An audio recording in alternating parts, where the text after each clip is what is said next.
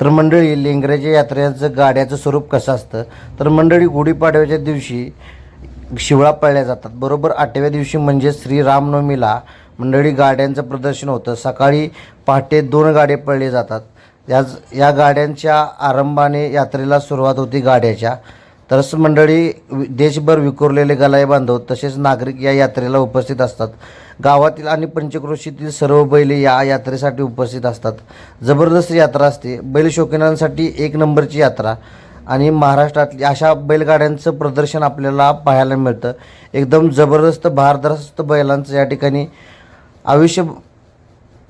वर्षभर पाळलेली, संगोपन केलेली बैलांचं गाड्यांचं असं आकर्षण आपल्याला प्रदर्शन पाहायला मिळतं. त्याचबरोबर मंडळी, तोडवातोडी होते. पण आकर्षक गाडी, जे चांगले बैल असतात धष्टपुष्ट, त्या बैलांची आपल्याला गाडी जबरदस्त पाहायला मिळतात. डोळ्याचं पारणं पेडणारे गाडी आपल्याला पाहायला मिळतात. त्याचबरोबर थोडंसं मनोरंजन म्हणून वाकडी गाडीसुद्धा आपल्याला या यात्रेत आपल्याला पाहायला मिळतात. त्याचबरोबर मंडळी, एकदम बैल शौकीनांसाठी उत्तम यात्रा लेंगऱ्याची यात्रा असते. ही यात्रा जर आपल्याला मंडळी पाहायची असेल तर असे आकर्षक क्षणसुद्धा यात्रेत आपल्याला पाहायला मिळतात. त्याचबरोबर असे यंग पोरं बैल शौकीन आपल्याला या यात्रेत आपल्याला भेटत असतात.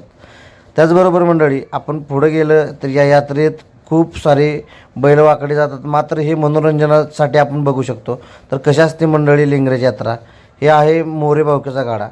त्याचबरोबर मंडळी, तुम्हाला थोडासा नजारा दाखवतो. लेंगऱ्याच्या यात्रेला गर्दी किती असत्या तर मंडळी, इतकी गर्दी असत्या, इतकं प्रचंड नागरिक, गाव आणि गावाच्या बाजूची लोक या यात्रेला असतात. त्याचबरोबर मंडळी, तुम्हालासुद्धा ही यात्रा पाहिजे असेल तर येत्या 26 तारखेला श्रीरामनवमी दिवशी तुम्ही यात्रेचा आनंद घेऊ शकता, ही यात्रा पाहू शकता.